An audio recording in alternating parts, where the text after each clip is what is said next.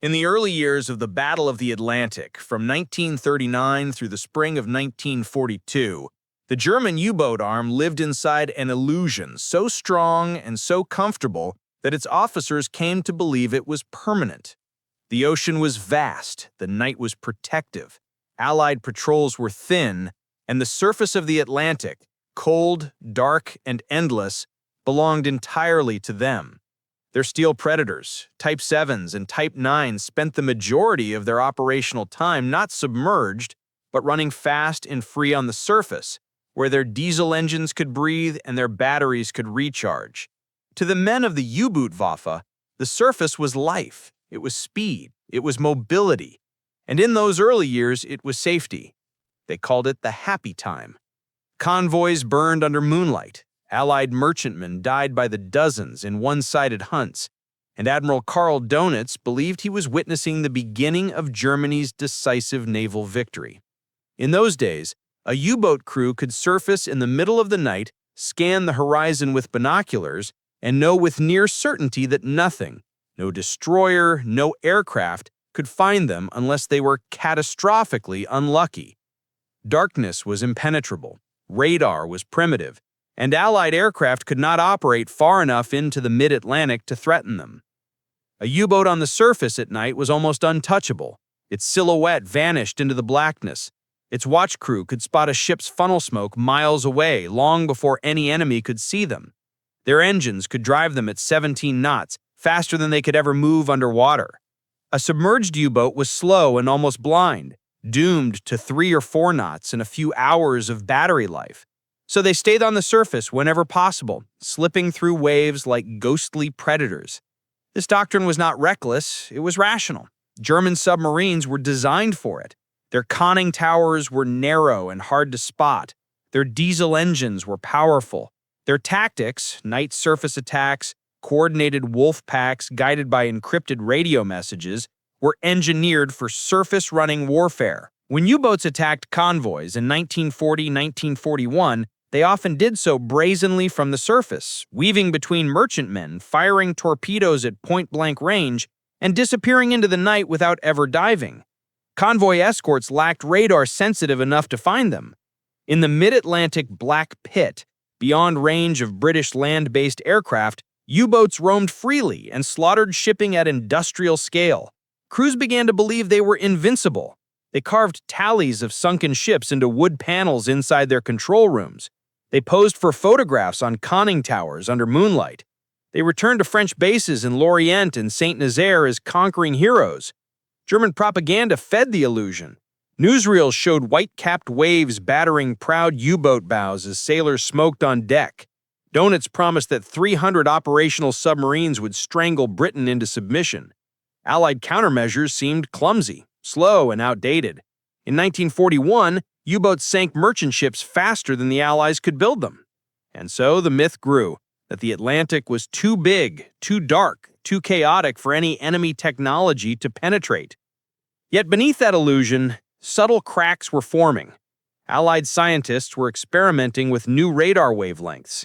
The Royal Navy was testing HFDF sets to triangulate U-boat radio transmissions. American engineers were beginning to understand how microwave radar, still in its infancy, could detect even the small metallic signature of a submarine's conning tower. But to U-boat crews living inside the early war bubble of success, these developments were invisible. They believed their world would remain the same. The ocean is a cloak, the night is their fortress, and the surface is their natural domain. Throughout 1941 and into early 1942, nothing challenged that belief. In fact, it seemed reinforced. When Germany began attacking American coastal shipping after the U.S. entered the war, they experienced a second happy time. The American coast was poorly defended. Tankers burned off Cape Hatteras like floating torches. The United States had not yet implemented coastal blackouts. Ships sailed with lights on. Escorts were scarce. To the U-boat crews, it felt like confirmation that their tactics would carry them to victory. But the truth was already shifting. Slowly, quietly, methodically, the Allies were building a weapon that would overturn everything that U-boats believed about the ocean and their place in it. Not a new destroyer, not a new depth charge, Not a new convoy formation. A sensor. A machine that could see through the night, through fog, through storms, through the very darkness the U-boats relied upon. By late 1942, American laboratories and British research teams had perfected centimetric radar, sets that operated on frequencies so short and so precise that a submarine's periscope or conning tower would light up on a radar screen like a flare against black water. And once this technology reached the long-range aircraft of the U.S. Navy and U.S. Army Air Forces, B-24 Liberators, B-25 Mitchells, and PB-4Y-1 patrol bombers, the Atlantic began to change in ways U-boat crews could scarcely imagine. They didn't know it yet. They still surfaced at night confidently, binoculars scanning empty horizons. They still believed the darkness would protect them. They still trusted the doctrine that had carried them through 3 years of war. But the shift had begun, irreversible and total. In 1943, when the first U.S. aircraft equipped with APS-2 and APS-4 radar entered the hunt, the surface-running world of the U-boat would collapse overnight. The ocean that once hid them would become a transparent sheet of glass, and the men who once owned the night would discover that every moment above the waves had become a sentence of death. By late 1942 and into early 1943, the slow, almost invisible scientific revolution underway in Allied laboratories began to reach the front line, and the effect on the Battle of the Atlantic was immediate, relentless, and devastating. The Germans did not yet understand it, but their world, the world of night attacks, surface running, and the comforting belief that darkness was their ally, was about to be annihilated by a technology so advanced that it changed the nature of naval warfare itself. This new weapon was centimetric radar, and once fitted to long-range American aircraft, it transformed the Atlantic from a vast sanctuary for submarines into a hunting ground where U-boats became the prey. For years, the U-boats had relied on the simple fact that the Allies could not see them. Early British radars operated at long wavelengths, which struggled to detect small objects like the narrow conning tower of a submarine. German engineers had tested radar detectors, such as METOX, that could pick up these long-wave emissions and warn U-boats to dive before aircraft arrived. But Allied scientists had been working on a new breakthrough: microwave frequency radar. Compact, powerful, and incredibly precise thanks to an invention called the cavity magnetron. This device allowed radars such as the APS-2, APS-3, and later APS-4 to emit high-frequency pulses that bounced off even the smallest exposed surfaces. Suddenly, the tiny silhouette of a U-boat's tower, or even the faint reflection from a periscope head, could be seen on a radar screen as a crisp, undeniable blip. The Americans installed these radars on the aircraft best suited to exploit them, the long-range patrol bombers that could finally close the deadly black pit in the mid-Atlantic. B-24 Liberators from the U.S. Army Air Forces, B-24 PB-4Y-1 Liberators from the U.S. Navy, and even B-25 Mitchell units flying extended-range missions were now equipped with technology that allowed them to patrol in total darkness as if they were flying in daylight.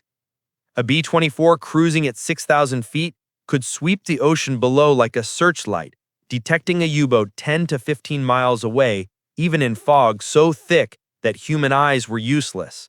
The effect on German submarine crews was catastrophic, though they did not realize it at first. A U-boat commander surfacing at night in 1941 could expect to stay on the waves for hours without fear of surprise. But by early 1943, that same commander was being tracked the moment his bow broke the surface. Aircraft approached silently from altitude, guided entirely by radar, until the final seconds when the crew switched on their lee light or dove into an attack run. German lookouts heard nothing, no engine noise, no warning. One moment the ocean felt safe, the next, bombs were falling from unseen wings or depth charges were exploding alongside the hull. U-boat war diaries from this period describe these encounters with bewildered terror. Attacked out of total darkness, one captain wrote. No visual contact. Radar must be guiding them. Another noted, we surfaced into a trap. The aircraft was already diving before we heard it. For the Allies, radar was more than a detection tool. It was the core of a new integrated anti-submarine strategy. Aircraft equipped with APS series radars patrolled previously unreachable regions from Iceland, Northern Ireland, Newfoundland, and the Azores. Escort carriers such as USS Bogue, USS Card, and USS Croton extended radar hunting far beyond the range of land-based planes, launching radar-equipped Avengers and Wildcats that could seek out U-boats in storm, fog, or night. The Germans, believing they still controlled the mid-ocean gap, suddenly found it completely covered by American air power. The most brutal part of this shift was that German technology could not counter it. METOX, the radar detector crews relied on for warning, was designed for early British long-wave radars, but the American APS-2 and APS-4 radars operated at microwave frequencies METOX could not detect at all. In effect, surface-running U-boats were being hunted by an enemy they could not sense. They were blind, the Allies were omniscient. Crews quickly realized something was wrong. Night after night, they were attacked with no warning. Aircraft seemed to materialize out of storms. Depth charge patterns were falling closer, more accurately, more frequently. Convoy after-action reports describe U-boats being found not once, but repeatedly during the same night. Aircraft passing contact reports back and forth using radar as if the ocean were nothing but clear glass. By the spring of 1943, U-boat losses spiked to levels unimaginable just months earlier. Patrols that once returned with multiple sinkings now limped home damaged or did not return at all. Crews surfaced only long enough to suck in air for the diesels and then dove immediately, terrified of lingering more than a few minutes. But submarines could not fight submerged. They needed hours on the surface every night to recharge batteries. Radar stole those hours. Radar stole the night. Radar stole the one thing U-boats needed most: invisibility. Behind these changes, inside planning rooms in Washington and London, Allied officers studied radar contact charts with growing confidence. They knew what the Germans would not accept until too late. The era of the surface-running submarine was over. Radar had turned the Atlantic into a transparent battlefield, and the hunters of 1941 had become the hunted of 1943. For U-boat crews, the realization came slowly, painfully, and always too late. The ocean that once sheltered them was now betraying them. The night that once protected them now illuminated them. Darkness itself had been conquered. The U-boats were still the same machines, their crews still courageous, their tactics still skilled, but the battlefield had changed, and they no longer understood it. The Atlantic, once their kingdom, had become a trap woven from microwave pulses they could not see or escape. And deep in their steel halls, the first dread began to settle. Something fundamentally had shifted. The enemy could now see everything. By the spring and summer of 1943, the German U-boat arm was living through a nightmare it had never imagined possible. The ocean, once their sanctuary, had turned hostile. The night, once their shield, had betrayed them. And the very tactic that had made them deadly for 3 years, surfacing at night to recharge batteries, had become a death sentence. No announcement from Berlin declared this shift. No sudden event marked the turning point. It arrived silently, invisibly, delivered on microwave pulses from the bellies of American aircraft. One by one, U-boat commanders began to understand a horrifying truth. They were no longer hunters, they were targets. It began with stories, whispered across bunk rooms in Lorient and Saint-Nazaire, where crews preparing for patrol spoke with returning sailors whose faces looked older than their service records. We surfaced at 0200. Aircraft attacked before lookouts even spotted them. METOX gave no warning. They see us in total darkness. At first, these accounts were dismissed as bad luck, an unlucky patrol, a bold Allied pilot, a fortunate guess. But as spring turned into early summer, the stories multiplied. Boats were being attacked in the mid-Atlantic, in fog, in storms, at night, precisely the conditions that once guaranteed survival. German logs from U-Boat Command BDU show a chilling pattern. Boats reported being forced underwater 5, 6, even 10 times per night, each time after surfacing for only minutes.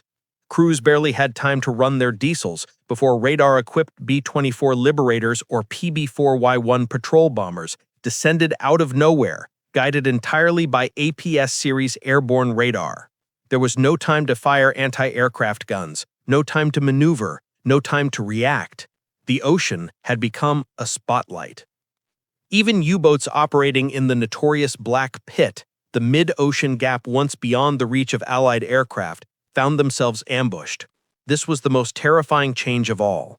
In 1941-42, the Black Pit was the U-boat paradise, a region where convoys crossed without air cover. But by mid-1943, American long-range liberators from Newfoundland, Iceland, and the Azores had sealed it off entirely. The last sanctuary was gone. The gap was closed. U-boat commanders began altering their routines. Some tried surfacing only during heavy weather, believing storms would shield them. But radar saw through rain and cloud with equal clarity.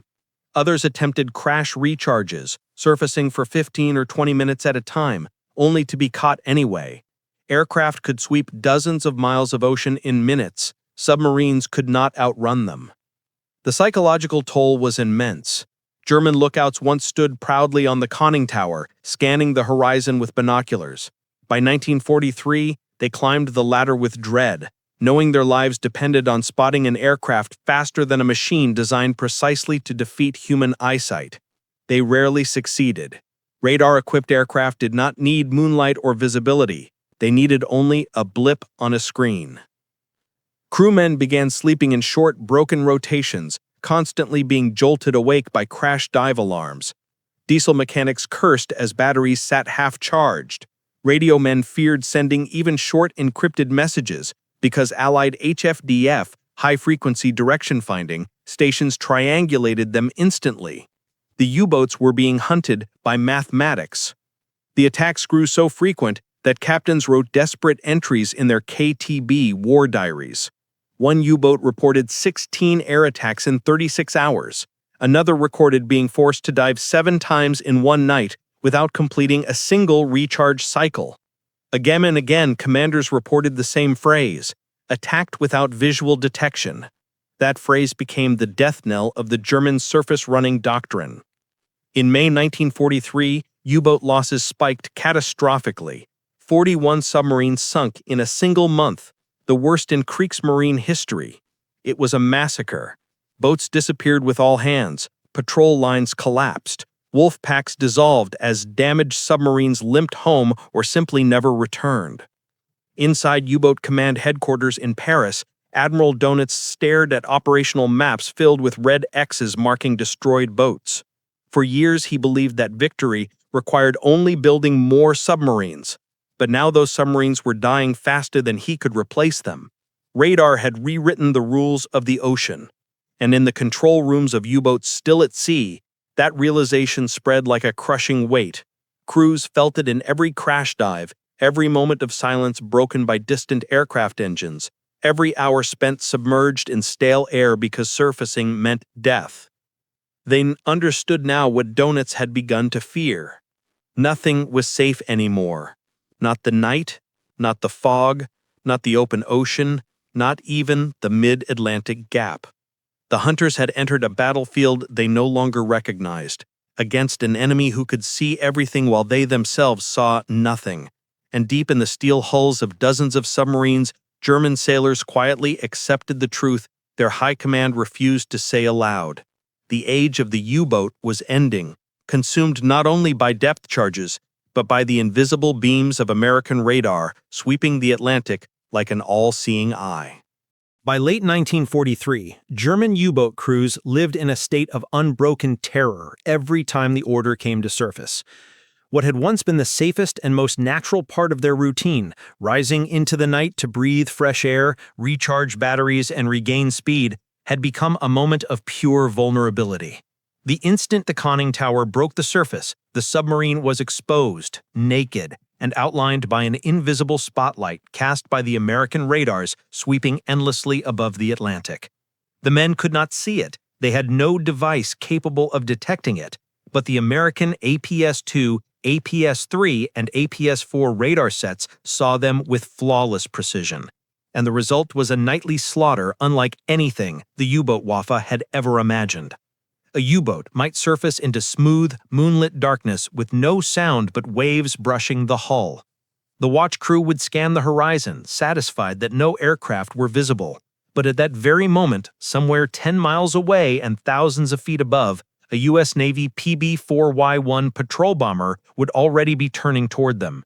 The radar operator would watch a tiny blip appear on his scope, confirm it was moving at the speed of a surfaced submarine, and speak calmly into his intercom. "Contact, bearing 210, range 12 miles, commencing attack run." The U-boat would never know. The plane would throttle up, descending into the darkness with all lights off, engines masked by distance until the final seconds, and then, often without a single visual cue to the German side, depth charges or homing bombs would explode in a cascade of white fire, lighting the sky behind them. Many U-boats never completed their first recharge cycle. This was the horror of 1943 to 1944. The Germans tried desperately to adapt. They deployed METOX, a crude radar detector that worked against long-wave British sets, but American centimetric radar, operating at a wavelength of around 10 centimeters, was completely undetectable. METOX remained silent even as death was minutes away. Later detectors like Naxos helped slightly, but APS-4 radar still outranged them, and aircraft closed the gap far too quickly. For many U-boat crews, the psychological break came when they realized they were being attacked even in heavy weather. Waves crashed over the bow, spray drenched the watch crew, visibility dropped to zero, yet aircraft were still finding them. In earlier years, storms had been a refuge, but radar cared nothing for sea states. It saw through rain, it saw through cloud, it saw through fog, it saw everything. Records from the spring of 1944 are filled with chilling entries. Surfaced at 0200, aircraft attacked immediately, dove, batteries at 18%. Unable to recharge, 2 attacks within 25 minutes. METOX silent, must assume enemy has new radar. Crew exhausted, no safe time to surface. The numbers tell the story. In 1943 alone, 242 U-boats were destroyed, the highest yearly total of the entire war. Many were lost without ever sighting the enemy that killed them. And the worst part was yet to come. American escort carriers, CVEs, like USS Bogue, USS Card, USS Croatan, USS Core, USS Block Island, joined the hunt. These small, fast carriers launched radar-equipped Avengers and Wildcats that could strike hundreds of miles from the convoy. Now the mid-Atlantic was not only covered by land-based B-24s, it was carpeted by carrier planes operating day and night. A surfaced U-boat in 1944 lived on average 20 minutes before detection. Some crews tried to fight back. They installed additional anti-aircraft guns on their decks and attempted to hold off attackers long enough to crash dive. But aviation ordnance had advanced too quickly. American pilots now dropped FIDO homing torpedoes, acoustic killers that chased U-boats underwater. There was no escape from radar above or torpedoes below. The situation became so desperate that German engineers rushed the snorkel into service, allowing U-boats to run diesels while submerged. But it arrived too late, and early models were unreliable, prone to breaking, sucking water into engines, or forcing crews to endure suffocating air quality. Worse, radar could still catch them when the snorkel mast briefly poked above the surface. Every technological solution Germany offered was outpaced by Allied innovation. Every tactic they tried collapsed under the relentless truth that radar had erased the boundary between night and day. Veterans of the U-boat fleet later described this period in stark, haunted language. One watch officer recalled, "We surfaced and died. That was the truth."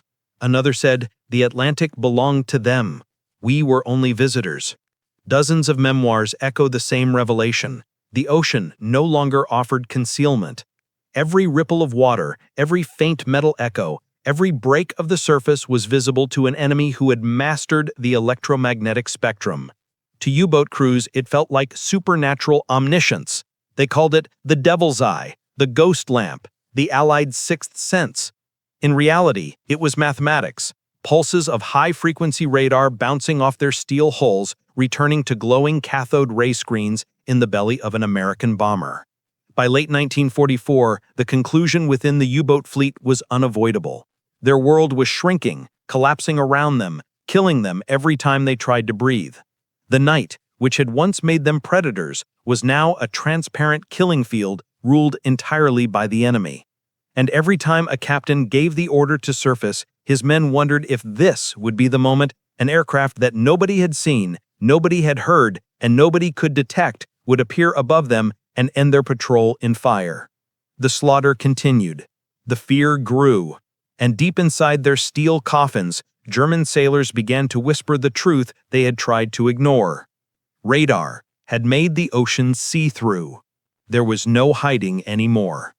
By the beginning of 1944, the Battle of the Atlantic had entered a phase so lopsided, so technologically one-sided, that every German U-boat crew understood the truth long before Berlin admitted it.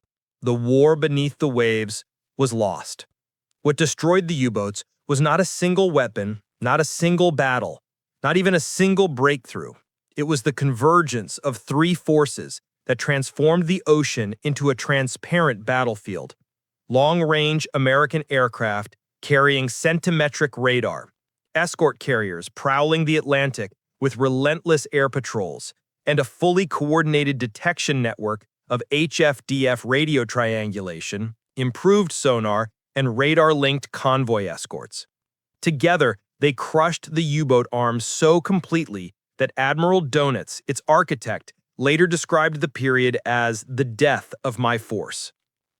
By 1944, radar-equipped B-24s flew from Newfoundland, the Azores, Iceland, Northern Ireland, and even from escort carriers operating deep in the mid-Atlantic, eliminating the air gap that U-boats once exploited. Every inch of ocean was now within striking distance of an aircraft whose radar could detect a sub from miles away. German captains reported surfacing only to be driven down again within minutes. If a boat lingered too long on the surface, a Liberator or PB-4Y1 would already be diving toward it. If it tried to escape underwater, the oxygen-starved crew could not outrun aerial radar working in perfect cooperation with destroyers equipped with new sonar and faster depth charges. The escort carriers were the final nail in the coffin. Ships like USS Bogue, USS Card, USS Block Island, USS Croatan, USS Guadalcanal created mobile airfields that moved with the convoys, launching radar-equipped Avengers and Wildcats that could hunt continuously, day and night. These CVEs erased the U-boat's final refuge, mobility. No matter where a U-boat surfaced, a carrier might be close enough to launch an aircraft in minutes. In May 1943, escort carriers and their hunter-killer groups destroyed so many U-boats that Donitz withdrew the entire fleet from the North Atlantic for the first time in the war. But when the boats returned, the situation was even worse. Even the technological saviors Germany rushed into service, like the schnorkel or snorkel, became symbols of futility. Schnorkels allowed U-boats to run diesels while submerged, reducing surface time, but they were fragile, noisy, and easily detected. Worse, early models caused dangerous carbon dioxide buildup inside the boat, leaving sailors faint, nauseous, and disoriented. And the moment the snorkel head broke the surface, American radar could still catch it. Crews described the feeling as suffocating. Submerged for long periods breathing stale air, yet surfacing brought certain death. One U-boat captain later said, "We were like a drowning man forced to choose between fire and water." Meanwhile, German losses spiraled. In 1943, 242 U-boats were sunk, the highest annual loss of the entire war.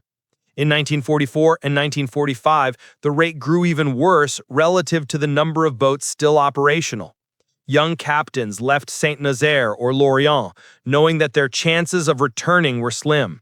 Veterans who had survived the early happy times understood that the era was over forever. The ocean no longer belonged to them, it belonged to machines that could sense them before they sensed anything. Inside U-boat wardrooms, the mood changed from pride to fatalism. Officers who once boasted of tonnage sunk now whispered about radar sightings, surprise air attacks, and the impossibility of their mission. Sailors described the air of dread whenever the captain gave the order to surface. Men climbed the conning tower ladder with shaking hands. The instant the hatch opened, they braced, not for wind or salt spray, but for the sudden, searing brightness of bombs falling from a plane none of them had seen. Logbooks captured the collapse of an entire strategy. Entries recorded batteries failing because recharging was impossible. Men collapsing from exhaustion during crash dives.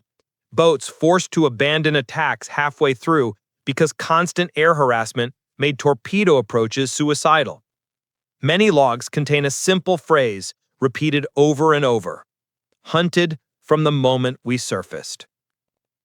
By early 1945, even Donuts was forced to admit privately that the U-boot Waffe had no path to victory. In March 1945, he wrote that Allied air radar had created a steel net across the Atlantic, and that every emerging submarine was instantly revealed. The phrase U-boat crews used was even more haunting. The Atlantic is a glass window. They meant it literally. The Americans could see everything. No wave, no cloud, no fog, no moonless night could hide them anymore. Allied radar had turned the ocean into a transparent map filled with sharp, bright targets, and the U-boats were the brightest of all. As the final months of the war unfolded, the U-boat force existed mostly on paper. Newer Type 21 submarines, which might have changed the balance, arrived too late. The surviving boats spent most of their time submerged, not hunting, but hiding, waiting for an end everyone knew was coming. When Germany finally surrendered in May 1945, dozens of U-boats emerged from the depths to surrender at sea. Their flags were tattered, their crews ghost-like, their fuel nearly gone, and their mission long since impossible. Looking back, many surviving U-boat veterans agreed on the same moment when defeat became inevitable. Not when convoys improved, not when depth charges grew stronger, not when escort carriers appeared on the horizon. It was the moment American radar entered the Atlantic in force. The moment the night turned against them. The moment every surface run became a gamble against an enemy they could not see, hear, or detect. That was when the U-boat war died, quietly, invisibly, mathematically, beneath pulses of radar energy, sweeping across waves like an all-seeing eye.